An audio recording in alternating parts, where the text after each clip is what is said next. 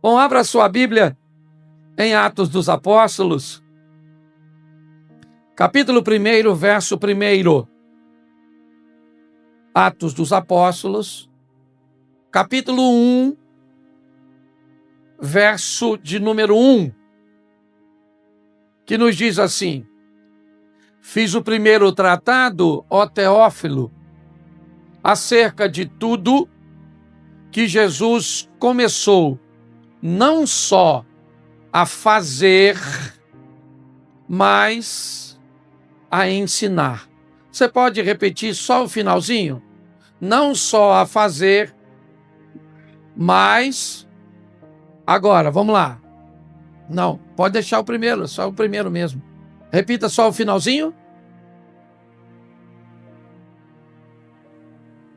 Feche os seus olhos. Senhor nosso Deus e Pai, em nome de Jesus, eis aqui a Tua palavra, continue falando conosco.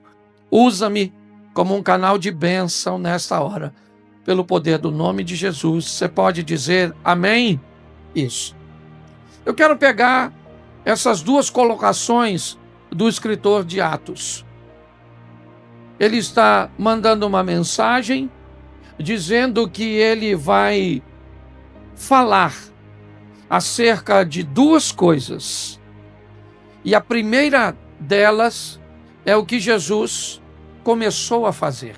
E depois, o que ele começou a ensinar. Ou seja, os feitos de Jesus, os milagres, as suas realizações, mas também a preocupação com o ensino, com o conteúdo que ele desejava oferecer às pessoas. Talvez essa seja uma exposição que reflete muito bem duas posições muito importantes para que um culto aconteça. Nós temos a primeira, o ambiente das realizações, os feitos, aquilo que aquele que está vivo continua fazendo, Jesus. O realizar do Senhor continua agindo. Então é importante que uma igreja, que um ambiente promova os feitos que ele continua fazendo. Ele continua curando, como curou a mulher do fluxo de sangue. Ele continua libertando, como libertou o gadareno. Ele continua salvando, literalmente, como salvou a mulher adúltera de ser apedrejada por aqueles homens. Ele multiplicava a comida com os pães e peixes. Ele ressuscitava mortos, como ressuscitou Lázaro e o filho da viúva de Naim. Nós, como igreja, acreditamos que ele continua com poder para fazer tudo isso. Então é muito importante que uma igreja invista tempo, certo?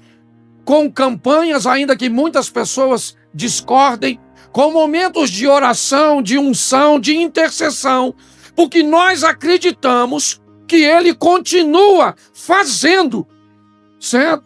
Agora através de nós, de cada um de nós. Então oferecer este momento para nós, por exemplo, o nosso culto de quarta-feira é um culto mais focado no que ele faz do que propriamente na segunda parte, que eu já vou mostrar a você. Por quê? Porque nós acreditamos que ele pode curar os enfermos, ele pode libertar os oprimidos, ele pode livrar você te salvar da pessoa mais perigosa que pode te destruir, você mesmo. Ele salva a mulher dela mesma, certo? Daquela vida de adultério que ela conduzia. Ele pode pegar o pouco, quer de alimento, quer de recursos, e fazer muito. Ele pode realizar. Mas isso é o que ele fazia. Ele curava, libertava, salvava, ele multiplicava, certo? E ele ressuscitava. Mas eu quero mostrar um pouquinho dessa segunda parte que Lucas vai se referir. Mas não apenas vou falar do que ele fazia, mas também do que ele ensinava.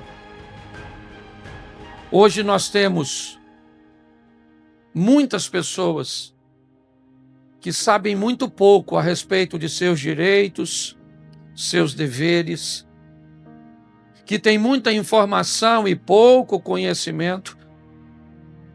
Mas quanto mais nós conhecermos, estarmos atentos aos ensinos de Jesus, nós poderemos viver da melhor maneira aqui nessa terra e, mais do que isso, morarmos no céu.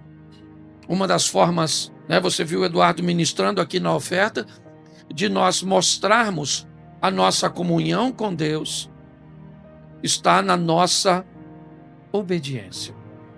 A partir do capítulo 5 de Mateus, nós vamos ter um dos momentos que Jesus retira para ensinar as pessoas, seus discípulos e boa parte de seus ouvintes. Se você já foi a Israel, provavelmente você já foi levado ao lugar deste ensino, certo? Ao monte onde ele fez o sermão da montanha. Eu separei algumas coisas e eu não vou ter como falar de todas elas. Vou falar de forma muito superficial, E vou mostrar aqui a vocês a preocupação de Jesus com o ensino sobre certas temáticas. E é muito importante que estejamos preparados com este ensino. Porque senão, o que ouvimos, certo? Acaba se tornando verdade. Ok? Vou te dar um exemplo, claro, antes de entrar no texto. Vamos lá. Vamos voltar à quinta série. E vamos lembrar que o planeta Terra tem 71% de oceanos e mar e 29% de terra. Vamos lembrar que 8% desses 29% são desertos. Vamos lembrar que quase 1,5% é gelo. Vamos lembrar que quase 9% são florestas, que aproximadamente 8% são terras agrícolas, certo? E para a criação de gado. Quando olhamos para tudo isso, descobrimos que as cidades representam apenas 0,8% do planeta.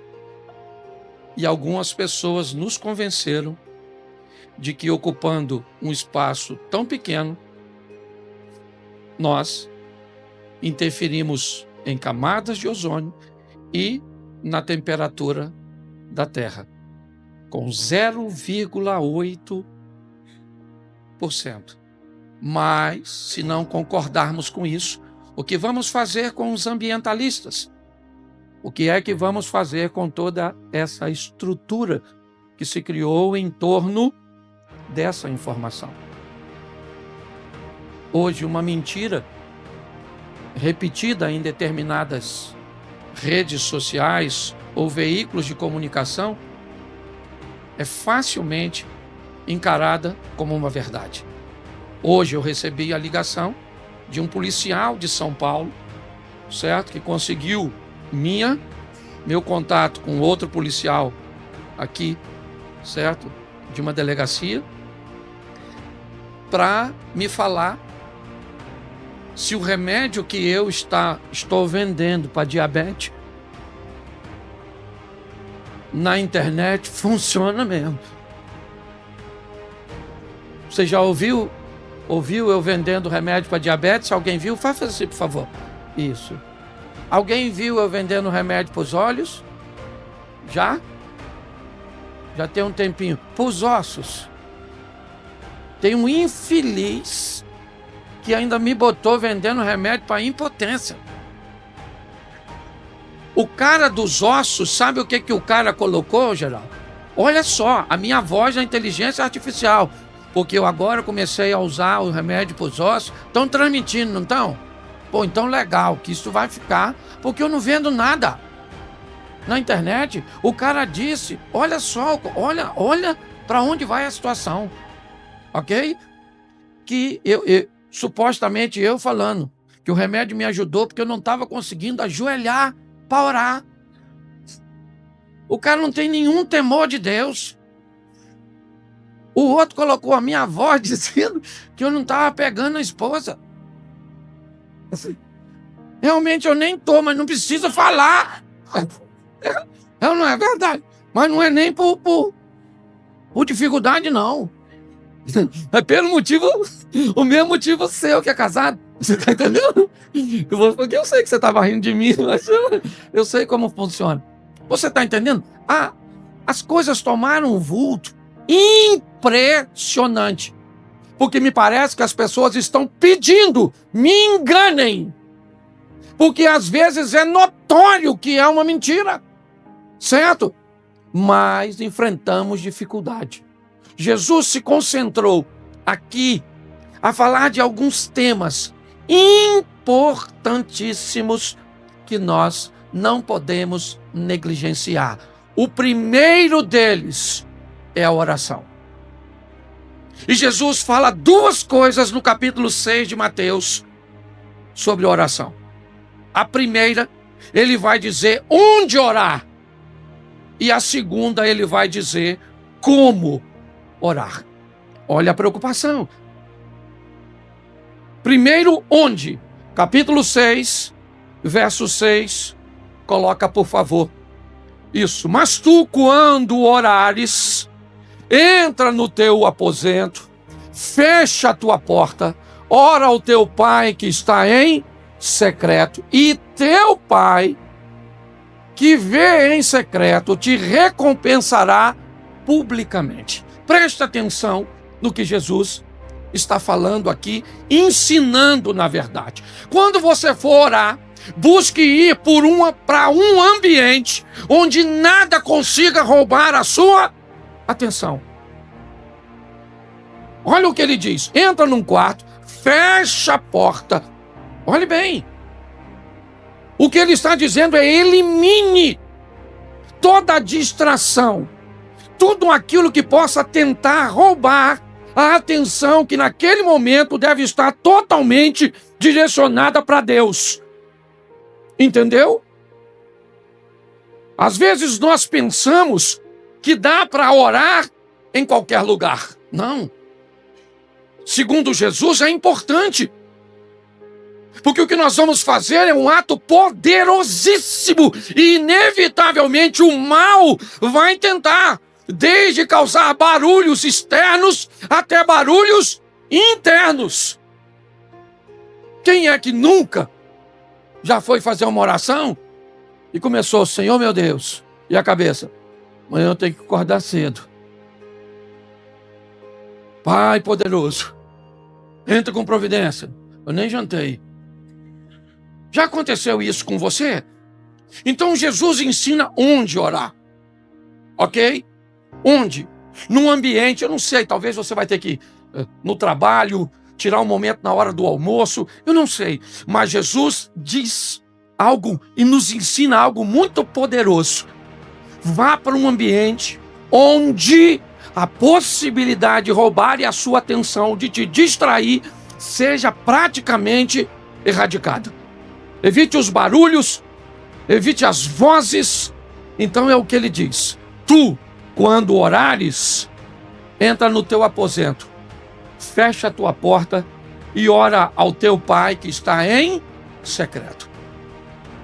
Ah, pastor, eu não consigo orar. Ah, eu não tenho ânimo para orar. Ah, eu não sei como orar. Bom, quer aprender? Vai para um lugar quietinho. O que é? Vai orar antes de sair de casa, porque lá é o teu local mais secreto. Então você vai acordar mais cedo, ok? As crianças estão dormindo, ou depois que as crianças dormiram, eu não sei. Mas segundo Jesus, não dá para fazer algo tão poderoso como a oração em qualquer ambiente. Posso ouvir um amém? Segundo, como orar? Eu já sei onde, tá certo?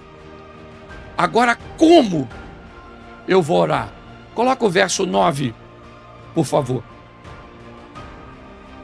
Isso. Portanto, vós orareis assim: Pai nosso que estás no céu. Deixa eu começar só por aqui, eu não vou me deter em todos os pontos, mas é muito importante a primeira frase dita por Jesus ao ensinar a oração. Qual é?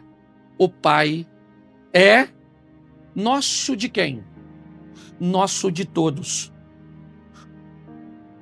O Pai é pai de quem você gosta e de quem você não gosta.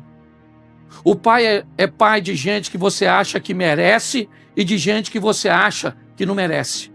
O Pai é pai de gente que você acha que presta e gente que acha que não presta. O Pai, ele é pai de heterossexuais, certo? De homossexuais. O Pai é pai de ateu. O Pai é pai de muçulmano. O Pai é pai de cristão. O Pai é pai de judeu.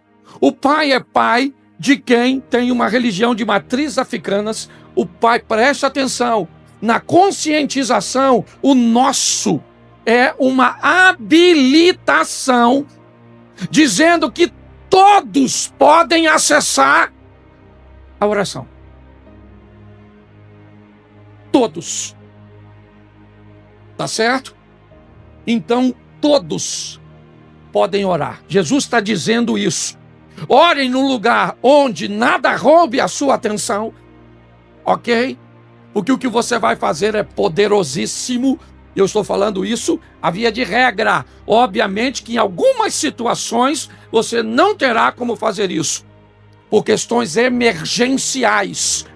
Mas como rotina, evite ambiente barulhento, criança correndo, pessoas gritando, buzina acontecendo, rádio ligado, música ligada.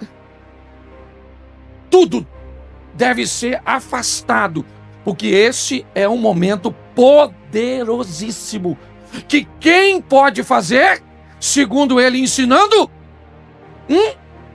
Todos. Tá certo? Então, o Pai é nosso. Quem falar isso, está dizendo que ele é pai de todos, independente de quem seja. Ele é o pai da sua ex-esposa, do seu ex-marido. Ele é pai de sua sogra. Ele é pai daquela pessoa que te distratou, que te traiu, que te aborreceu.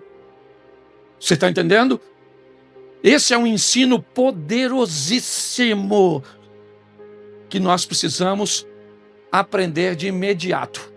Posso ouvir um amém? Segunda coisa que Jesus vai ensinar, ainda, certo? E voltando um pouquinho, mas no capítulo 5, que é onde começa o Sermão do Monte. Capítulo 5, verso 44. Ele vai nos ensinar a amar. Eu, porém, vos digo, amai a vossos inimigos. Bendizei os que fazem bem aos que orai pelos que vos para que sejais filho do vosso Pai que está nos... Isso aí. Certo? Então nos ensinar a amar. Amar quem?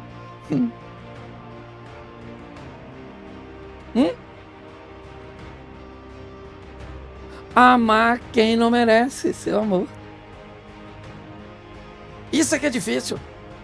Porque amar quem te ama é mole, sim ou não? Claro. Mas amar quem te aborrece, quem fala mal, esse é um texto muito esquisito. Amar o seu inimigo. Amar as pessoas que falam mal de você. Ele está ensinando isso. falando para os discípulos. Ô, ô, ô. Até porque ele sabia que se os discípulos vão dar sequência àquilo que ele está fazendo, eles vão ser perseguidos. Então Jesus vai ensinar o amor ao próximo. E quem é o próximo? Aquele que está na sua frente. Aquele que apareceu. Aquele que está perto de você. Naquele momento. E normalmente, quem vem para te ensinar a amar não são pessoas fáceis, não. É gente esquisita mesmo. Fofoqueiro. E preste atenção. Não é Satanás não, hein? É Deus. Por exemplo, você é uma pessoa respeitosa, que detesta que as pessoas ultrapassem o limite. Quem é que Deus coloca no seu caminho? É exatamente a pessoa que você não gosta. Você gosta de alguém que fala baixo? Vai trabalhar do lado de alguém que grita. Você não se mete na vida de ninguém. Quem é que aparece na sua vida? O fofoqueiro. Sim ou não? Para você e eu aprendermos a amar.